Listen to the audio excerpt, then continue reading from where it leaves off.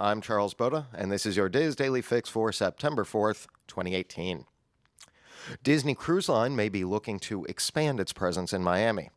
According to the agenda for an upcoming board meeting of the Miami-Dade County Commission, Disney is looking to use Port Miami as a home base for two large ships starting in January 2023 and January 2024, and is working with the port to get a new terminal in place which could accommodate them. Disney would be working with Miami-Dade County on a memorandum of understanding for the new terminal. Now, the Disney Magic sails from Port Miami several months of the year already, but this new terminal on the south side of the port would allow for ships up to 3,500 passengers to use the port as well. Disney has had an agreement in place that guarantees them berthing rights at Terminal F since 2012. Now, the agreement does expire at the end of September, but the Magic is still scheduled to return to Port Miami in December. There is no word on which Disney ship would use the new terminal, whether Disney would relocate the Dreamer Fantasy or run any of its three new ships out of there. Those three additional ships to Disney Cruise Line are scheduled for completion in 2021, 22, and 23. Now, Miami-Dade County Mayor Carlos A. Jimenez said that investing in Port Miami's infrastructure positions Miami as a global destination for visitors. We couldn't be more excited to work with Disney on expanding growth opportunities in Miami-Dade County. Now, there we go. Disney has won the most recent battle in a long-running back and forth with Redbox. A judge has ruled that Redbox may no longer sell digital download codes taken from Disney combo packs. Now, the current confrontation between the two companies revolves around Redbox's practice of breaking down Disney combo packs, which include DVDs, Blu-rays, and digital download codes, and then offering them separately. Now, those codes would allow a purchaser to get a digital version of the film online, and Disney has been attempting to halt Redbox from reselling those codes. Disney filed a copyright lawsuit, to which Redbox filed a copyright misuse countersuit, claiming that Disney was in violation of the first sale doctrine. Now, that doctrine allows the purchaser of a copyrighted work to resell or destroy said work at their own discretion.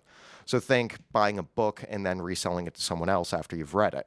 Now, as there was no physical copy, just a retrieval code, Disney had argued that the first sale doctrine did not apply to those codes.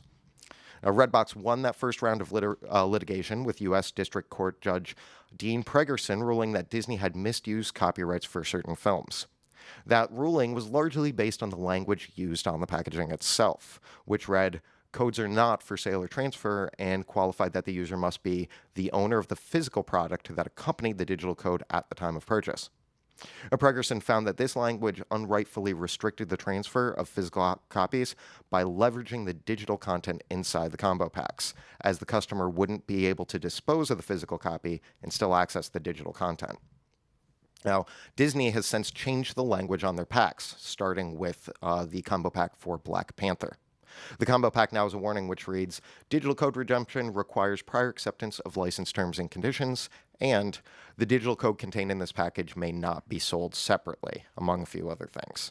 Now, the judge sides with Disney on this new warning and has halted Redbox from reselling any of the download codes associated with the film.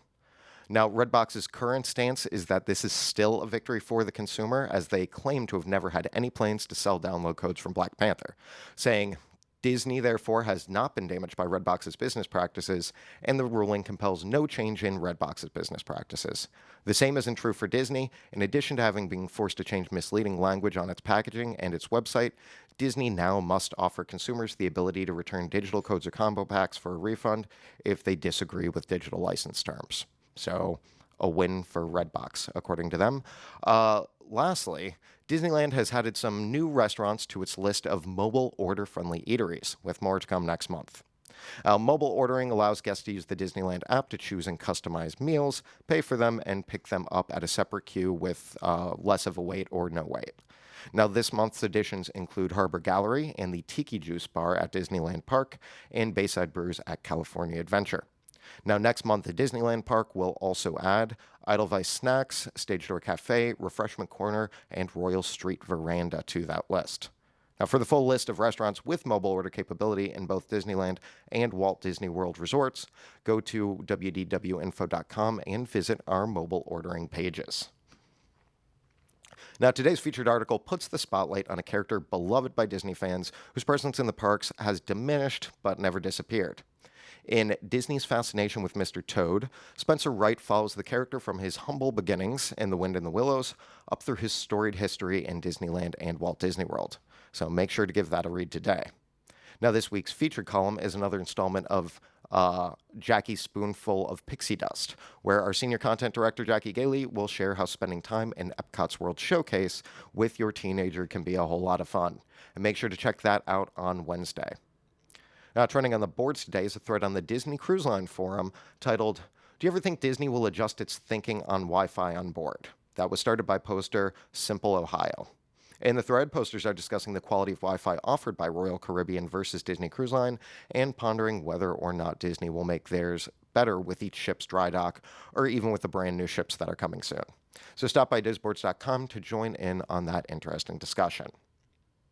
At 1 o'clock, make sure to give the Diz Unplugged Walt Disney World edition a look, where we'll be discussing all of this week's Disney news and engaging in some lively discourse. You can check that out on disunplugged.com at 1 p.m. today. Now, for the weather today, Orlando will have scattered showers and thunderstorms, a high of 90 and a low of 76, with a 40% chance of rain. Now, similar weather is in store tomorrow and conceivably every day for the rest of time.